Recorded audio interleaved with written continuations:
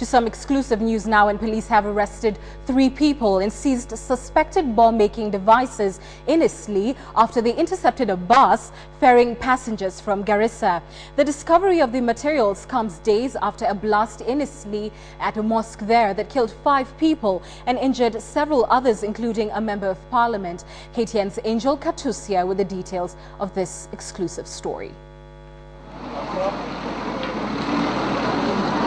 At about 1:30 p.m. Sunday, police intercept this bus in Nairobi's Eastleigh estate.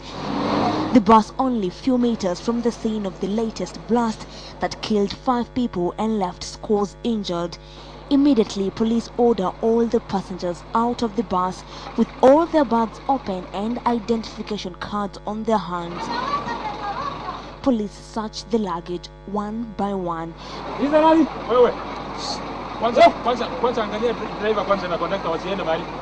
Shortly after, police spot a suspicious luggage, a sack containing a few clothes and these 3 phones tied together. No one in the bus that was ferrying 60 passengers from Garissa to Nairobi claimed ownership of the parcel containing the suspicious phones. Tuko na hakika kwamba sinaweza kuwa sinatumika kwa kusababisha mlipuko. The presence of these phones triggering police and CID officers from the Pangani police station to call for further search to be conducted on the bus. Bomb experts and sniffer dogs were brought to sniff out any possible danger. They might be programmed in that they are set to be connected to some other devices so that together they can be part of explosion. According to police, the bus left Garissa around 7 a.m. Sunday morning. Police got a tip-off that the bus was ferrying material used in assembling improvised explosive devices.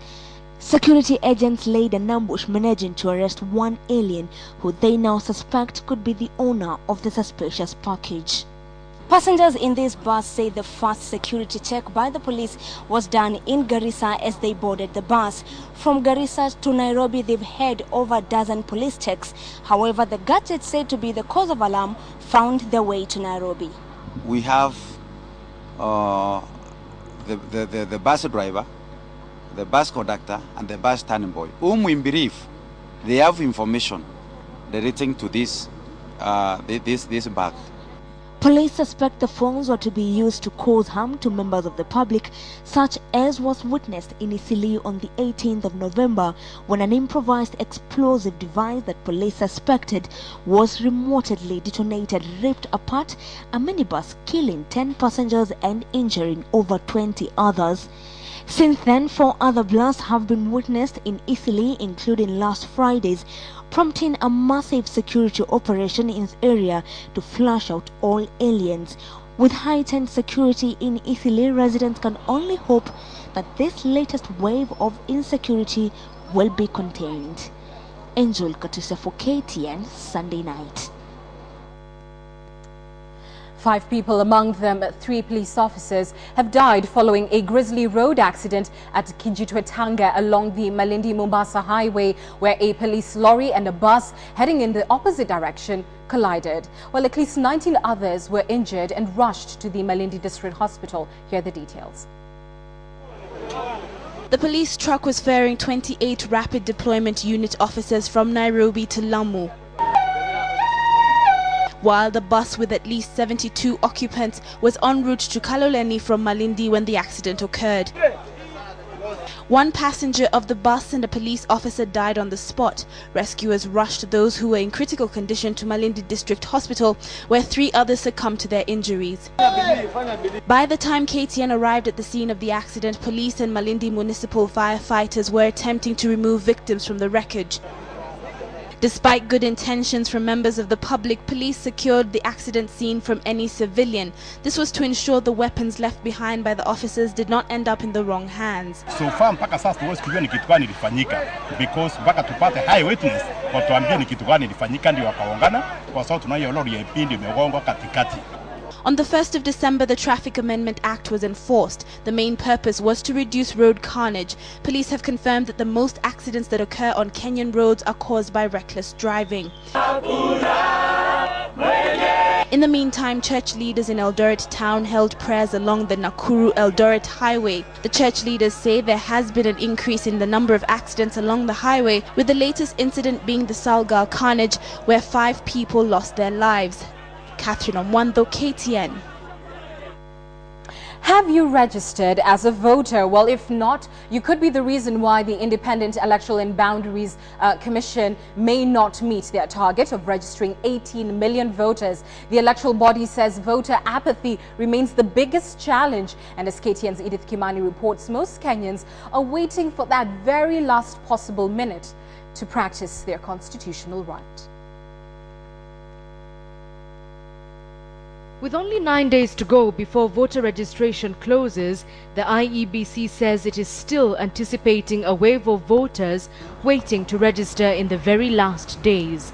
The electoral body, which initially planned to register 18 million voters, has reportedly revised this figure to 12 million. People don't seem to be that much enthused about elections.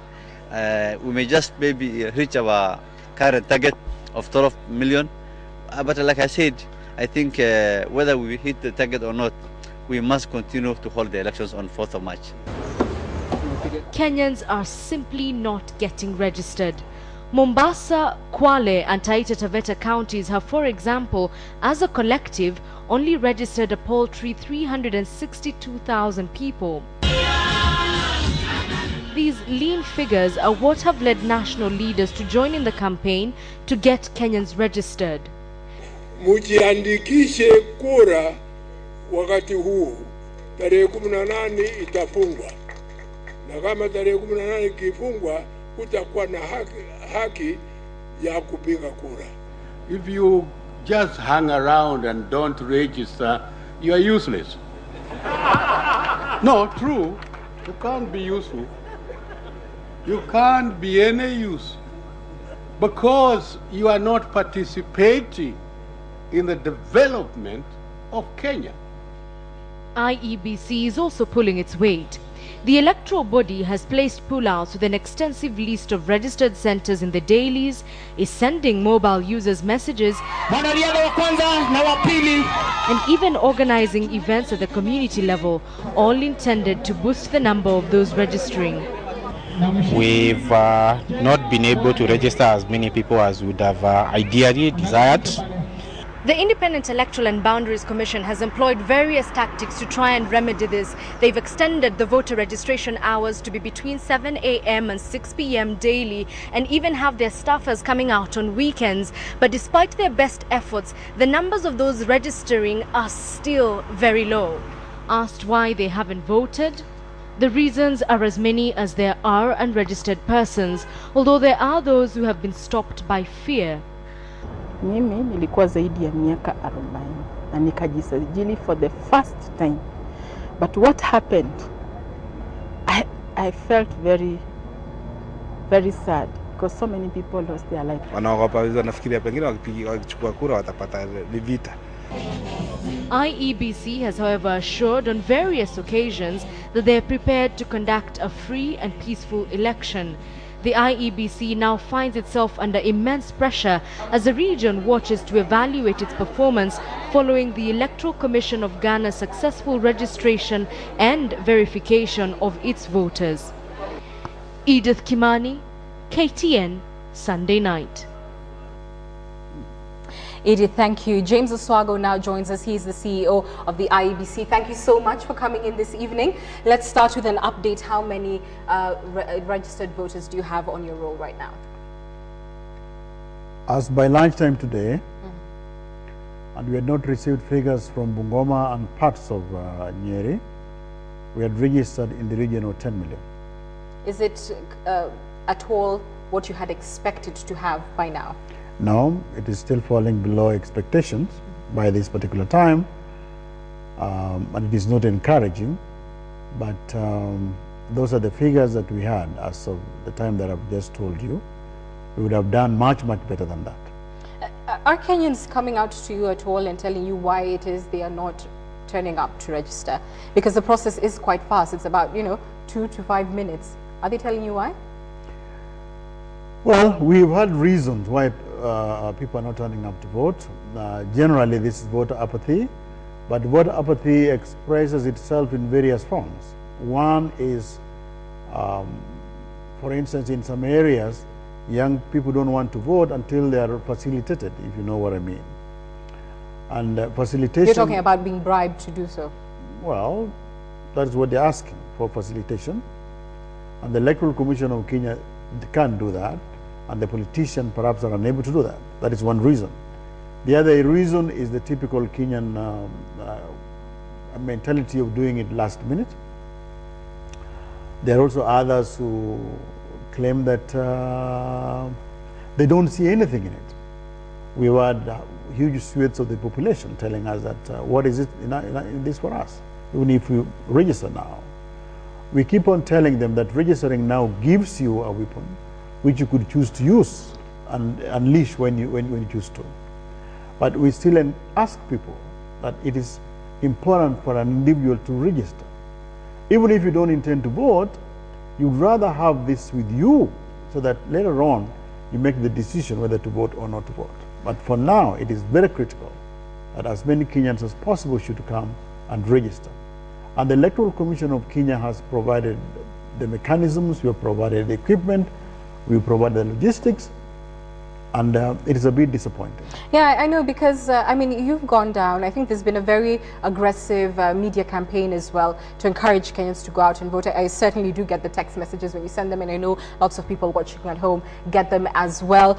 But yesterday, your chairman, Ahmed Isaka's son in Ghana, said that you are targeting 12 million. And of course, as you've seen in that package, and we've been reporting, you've been targeting 18 million. So despite the encouragement, is IEBC finally, coming to the realization that, we will not be able to meet this target, and 12 million is perhaps more feasible? I don't think the chairman said the commission has revised his targets from 18 million. No, but he did million. say 12 million. What the chairman said is that given the numerical extrapolations, if you look the figures you've registered the first week against the target you set, and if you go at the same momentum for the remaining period, then he was doing a you quick are revising your projection. projections downwards. No, he was doing a quick arithmetical projection and saying, if we go at this rate, then we will probably end up with this kind of figure. But I've just told you, by midday today, we've registered 10 million. That means we still have from now to Monday next week. And as many Kenyans as possible, if they turn up, the machine can accommodate them. Do you foresee a situation where you're going to have to extend the hours at which these centers are open? Already, number one, nobody's being turned away because of coming late, number one, as long as you're in the queue during the registration process. Number two, in areas like Nairobi and other urban areas, security institution permitting, we want people to, in Nairobi, they're closing some stations at 7:30, 8 o'clock. I know that. I've been to some of those stations. They close at 7:30, 8 o'clock. And we will continue that for the remaining part of the week. If that is what is required for Kenyans who come to work late, to come and register. Over the weekend, these kids were in churches and all over the whole place. And throughout this week, they'll also be in churches, in mosques, funerals, any other area where people are congregated in large numbers. IEBC will be there? We will be there. We have been there for the last 2 weeks or so, but perhaps much more prominently, much more vigorously for the remaining part of the week. I want to ask you just a final question as we wind up on your independence, and of course it is critical to be seen as such. In fact, it's in your name, right? The cabinet a few weeks ago said that it would be impractical to have voting taking place in the diaspora, and sure enough, days later, IEBC was to confirm this, that it wouldn't be able to happen. And this has caused a bit of concern as to who's calling the shots exactly, given the sequence of events. Is IEBC fully and completely in charge of this process? Is cabinet meddling its fingers in your operations at all? They're not meddling. They said there'll be no registration in diaspora. We are saying we are doing registration But the Constitution says it will be progressive registration and progressive realization of the right of Kenyans abroad to register and to vote. And by progressive, you mean what? Progressive means there are about 47 destinations outside Kenya where Kenyans live, ranging from the US to Russia to wherever. There are about 47. There's even more. If you were to start registration, you'll have simultaneous in all those. You would want to go in all those 47 destinations. And the total number of Kenyans said to be outside is about 3 million. It is impossible for us to register 3 million Kenyans in those 47 destinations in this particular exercise. So we are saying we are starting somewhere. And where is that place? We are starting from the East African region to register Kenyans in Rwanda, in Uganda, in Tanzania, and Burundi. And we hope that by the time we go through that, at least we'll have started the process of realizing some of those newer innovations, newer provisions in the Constitution. All right, we have to wind it up there. Certainly do appreciate your time. James Oswago, the CEO of the IEBC. We wish you well. Politicians hit the road running over the weekend, selling their agenda to Kenyans across the country. Prime Minister Raila Odinga, who was touring Western Kenya, expressed his optimism that the Quad coalition has the best cocktail of leaders who could deliver reforms. URP leader William Ruto, who was in Kirinyaga County, exuded optimism that the Jubilee coalition would clinch the presidency come next year. KTN's Betty Kialo with the day's politics. Prime Minister Raila Odinga concluded his campaigns in Western Kenya by calling on Kenyans to vote wisely in the coming elections. The PM spoke confidently of his Quad alliance, saying it has brought together leaders of competitive strategies aimed at bringing reforms in the country. Sisi tukiingia Kanani, nasema tukiingia manani tutaingia, magojao tutagawanya mali ya Kenya sawa mbingoni ya makabila 42 ya Kenya. Kwa hivyo ikifika tarehe 4 mwezi wa 3, ndugu zanguni, mjitayarishe, tutue hii kasumba na kasheshe ambayo imeleta sarakazi katika taifa letu na kutugawanya sisi.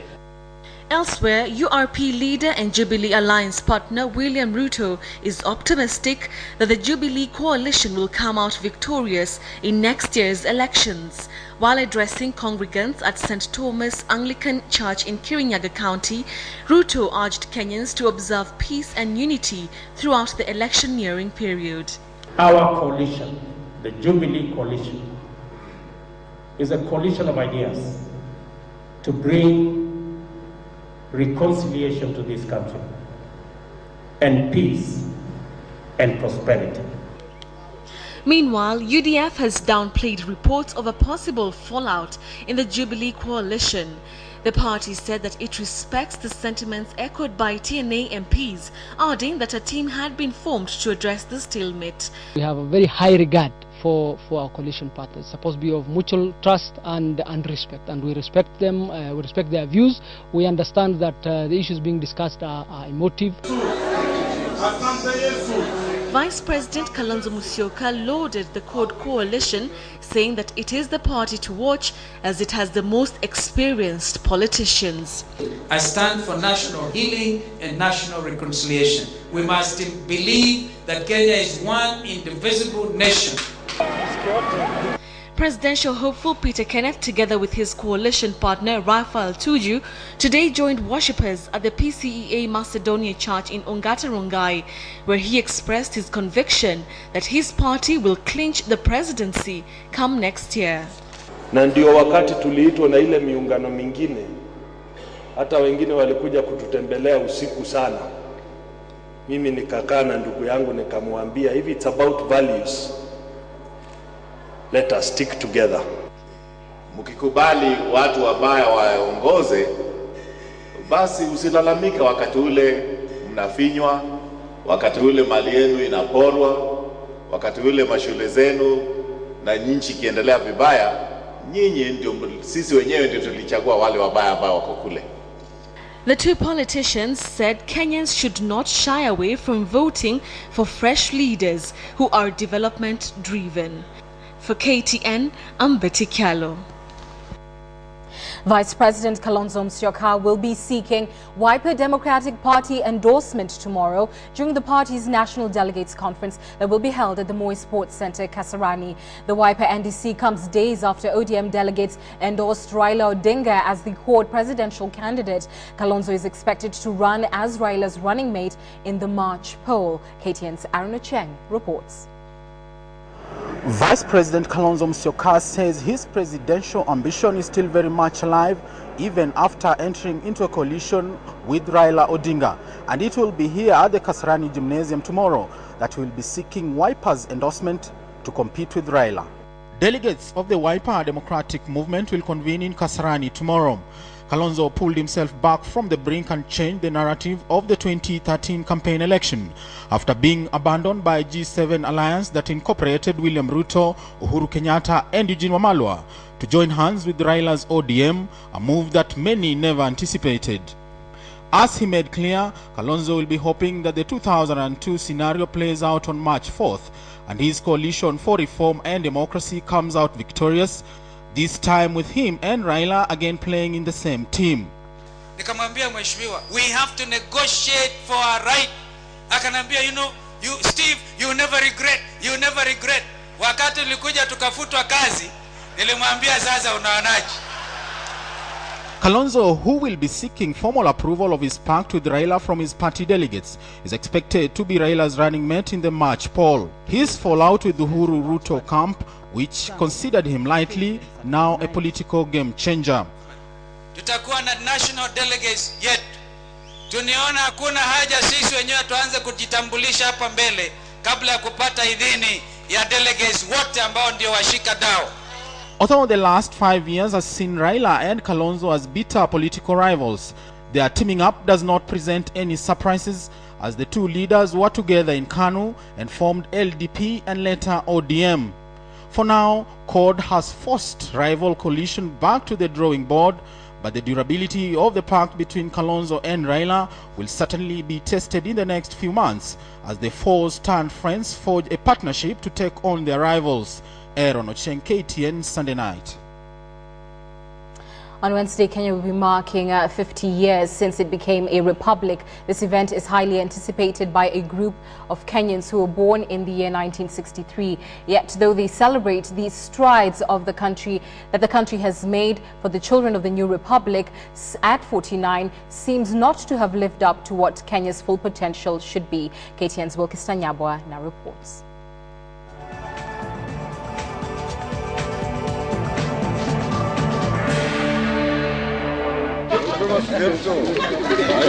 On any given day, one is likely to find Joseph Mlala crisscrossing Nairobi's Kibera slum in search of plastic bottles and scrap metal to sell.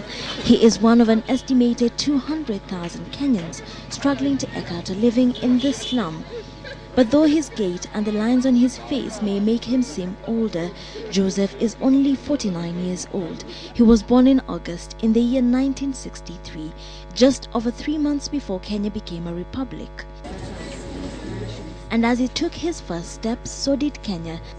As he learned to walk, so Kenya worked to shake off the mantle of colonial rule and stand on its own feet.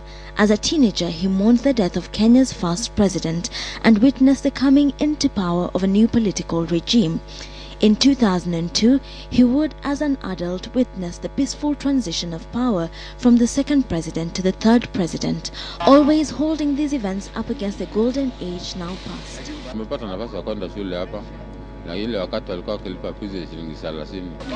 the early years, Joseph held a job in the mechanical engineering department of Kenya Railways. Yet while Kenya has made great strides, Joseph says he and others of his time have lagged behind like the nation's poor cousins, held back in part by Kenya's failure to fulfill its promises to them. Matarajio. Suka mzuri kama watoto wasome wapate kazi, wewe upate kazi. Ama ukishamaliza kazi yako ukikaa naye watoto waendelee kufanya kazi, lakini matarajio yote hakuna. Watu hapa chini kuna akili lakini pesa hakuna. A section of Kenyans say that Kenya at 49 is like an adult who has not fully realized her potential, and they say that going forward, leaders will have to address the issue that is the gap between the rich and those in the low-income areas. Since 1963, Kenya has pursued development that has focused on eradicating hunger, illiteracy and disease. Literacy levels have risen with the introduction of free primary education. Yet while the country's tertiary institutions turn 800,000 youth out into the job market annually, there are only 50,000 vacancies available every year. This is why Joseph's neighbor Hamisi, also 49, would like his son to train as a mechanic. Kwa maana naona hata marafiki zangu wengi watoto wa university bado wanahangaika tu hapo. Watu wamesoma. Pengine wasome afike pale fulani wajue nikipita hapa ni babaya, nikipita hapa babaya. Tunapeleka college fulani. Kanika nini? Pengine atapata mapato yake hapo. In 2011, at the height of the drought, it was reported that 3.5 million Kenyans faced hunger. The urban poor were the most affected, as they spend up to 60% of their earnings on food. And healthcare is still inaccessible to a section of the population. Mimi kwa mgonjwa. Naenda kwa kliniki hapa tu. Sina mapato ya kwenda mpaka huko juu. Mpaka niangalie pahali karibu mapato ile inatosha mfuko yangu. Yet Hamisi and Joseph speak with a stubborn pride of the republic whose birthday they celebrate as they would their own, as they age, seeing the republic born afresh in the eyes of their children and their children's children, in whom they hope their dreams shall be realized. Wilkison Abwa, KTN Sunday Night.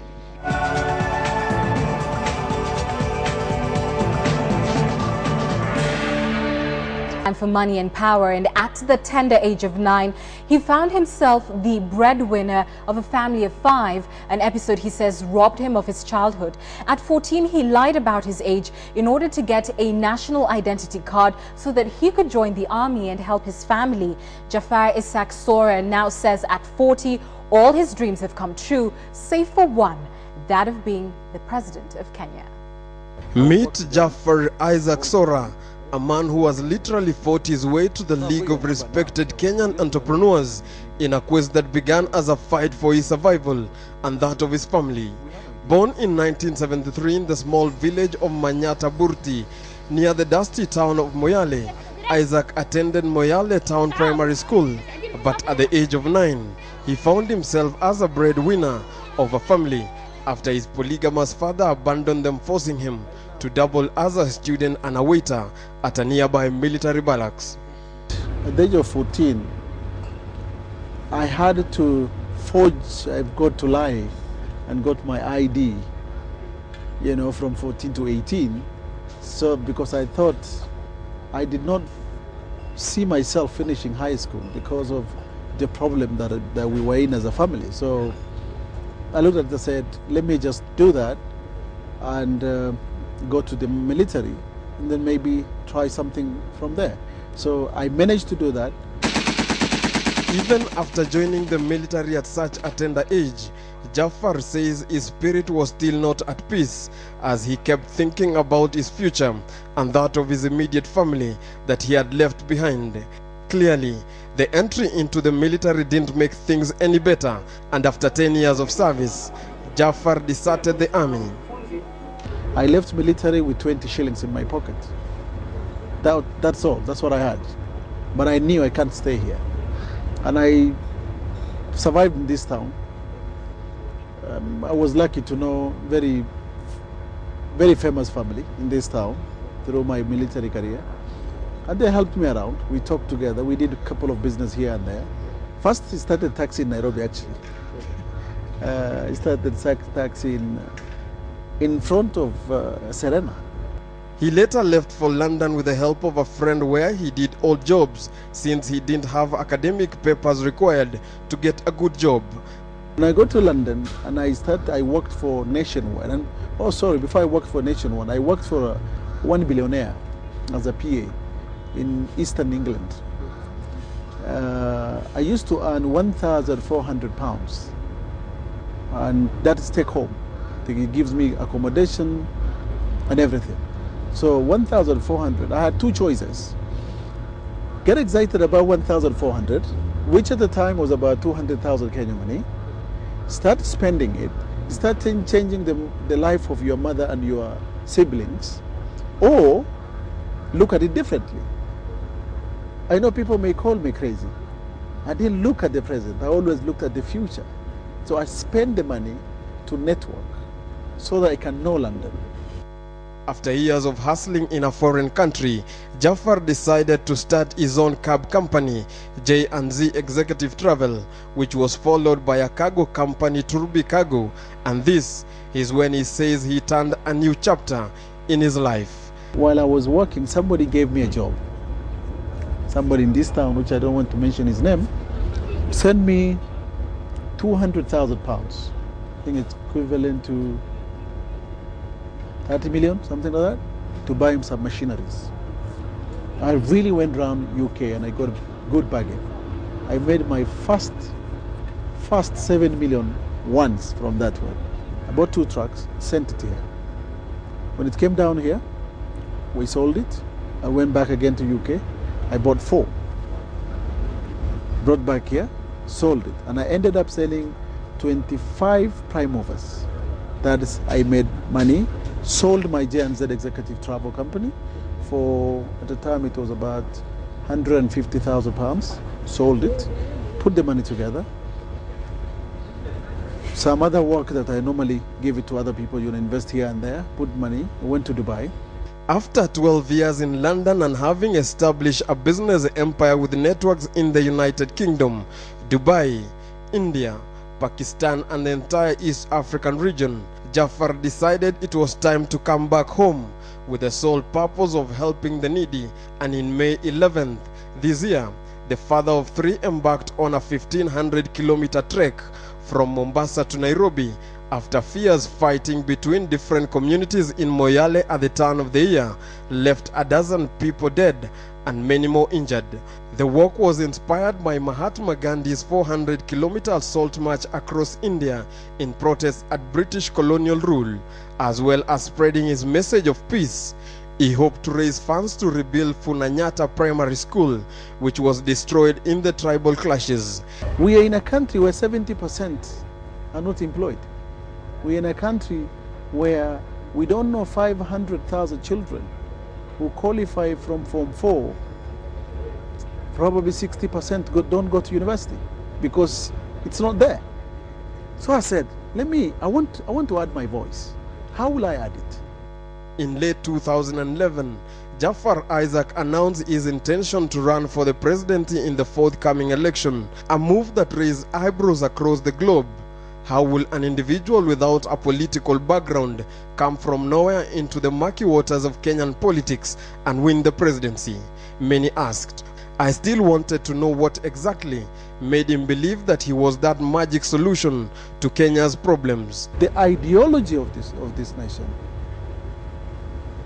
denied me, and today is denying millions of Kenyans to be somebody. But I continued from the age of 9 to say no. I cannot be pushed down. And I believe today I sit here. I can be the president, and I can be a very good president because I love my nation. Recently, Jaffer filed a case in court after the announcement by the Minister of Justice Eugene Wamalwa declared that the government was short of funds to facilitate diaspora voting, claiming that time was not on their side. Jaffer has termed this move as illegal and a violation of the constitutional rights of Kenyans in the diaspora. And that is Jaffer, entrepreneur and presidential candidate turned crusader of people's rights. Philip, KTN for Money and Power. Money and Power. Every year, 13,000 girls drop out of school due to pregnancy. This trend led the Ministry of Education to come up with a policy allowing young mothers to return to school. Well, tonight we focus on school administration, just what can be done to keep girls in school for longer and without babies. Well, no one knows the answer to this question more than the schools that have had to face the challenge of early pregnancy. KTN's Ansoy Mwandia now concludes the series Mother Too Soon in Kericho County.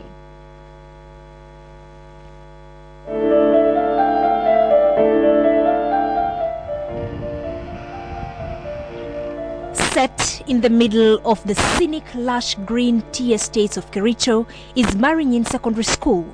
This establishment now appears quite well developed for a day school in the outskirts of Kericho town, a far cry from what the school looked like just 3 years back. Most of the students here are children of tea estate workers. In the year 2009, this school, Marinyin Secondary, made headlines for all the wrong reasons. All girls except one had dropped out of a class here, apparently because of pregnancy-related issues. We are here 3 years on to find out if there has been any change at all. And it turns out that that report, negative as it was, may have actually been a blessing in disguise for Marinyin. It is lunchtime. Students here, like anywhere else, rush to queue for the meal. The school has no doubt moved on after a negative report that became all the country knew of the school. The board chairman, Godfrey Lumisi, remembers how it felt to be the nation's center of attention. As a school, we didn't feel very good at the time, simply because the news was not good. Despite the fact that, yes, there were some issues that were wrong with the school, we felt that what we were receiving was a bit harsh for us. But going through it, we learned a lot. That indeed, we had not planned anything. And plan they did from that moment on. They first examined their environment. The tea plantation, they realized, was part of the problem. The long walks through the tea farms were blamed for the high number of pregnancies. The school has now distinguished the girls from the boys' uniform for easier monitoring and identification as they walk through the estate. The expansive tea estates also mean the distance between home and school can be long. The new principal, Mildred Ngesa, says that for the girls especially, this is a major hurdle in their pursuit of education. The girls' enrollment is very low. And I understand that because also the parents, because of the environment, the distance, this is the only day school around here. So a parent who does not have enough money for taking the child to boarding school, the child has to come from even 20 kilometers away from inside one of the estates to come to school. With 3 buses now, the school is able to provide transport at an average of 20 shillings a day. So girls do not have to hike lifts anymore, which they would have to pay for in kind later. This dining hall is one of the fruits of the negative reporting on the school. Now students do not have to go back home for lunch. The school sponsor and owner of the surrounding tea estates, Finlays, helped establish this building, and that was not all. Maybe when you are here, the first thing maybe you would talk is about the fencing. There was no fence in this place. But now the school is fenced all over. And 3 years ago also, the classes started from this section to that section only. But now we have more classes. We have administration block. These are heads of departments' offices. For the boys, so that is the 2009 report also saw the establishment of 2 important facilities for the school. On the right is the computer laboratory. The facility can hold a class at a time.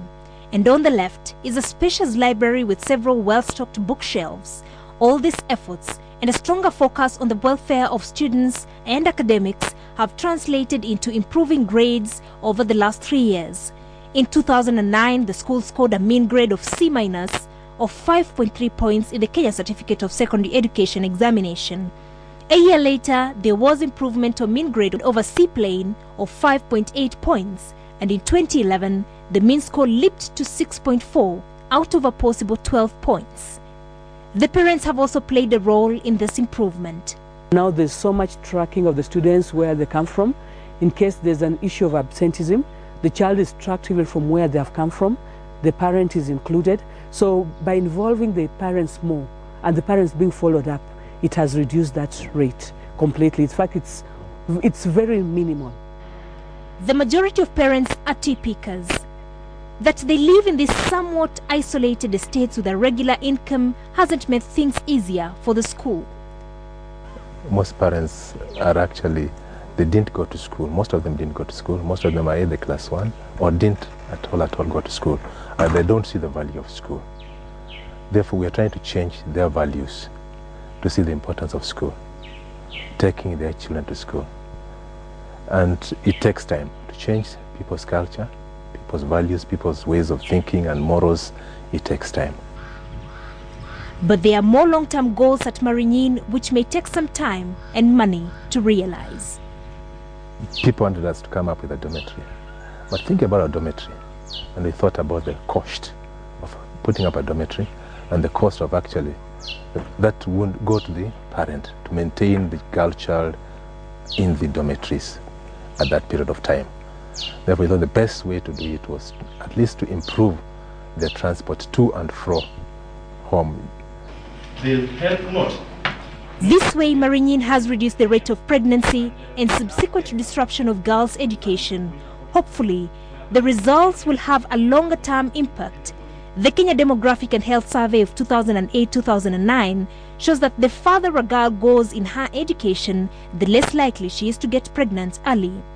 Education has also been shown to reduce the number of children a woman can get in her lifetime and improve her health and the health of her children.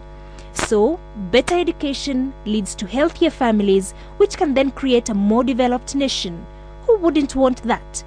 But it is clear now that whatever each Kenyan can do, be it to help prevent early pregnancy, support girls who become mothers too soon, and take them back to school, or help improve school infrastructure, every effort is needed to improve the welfare of girls in Kenya.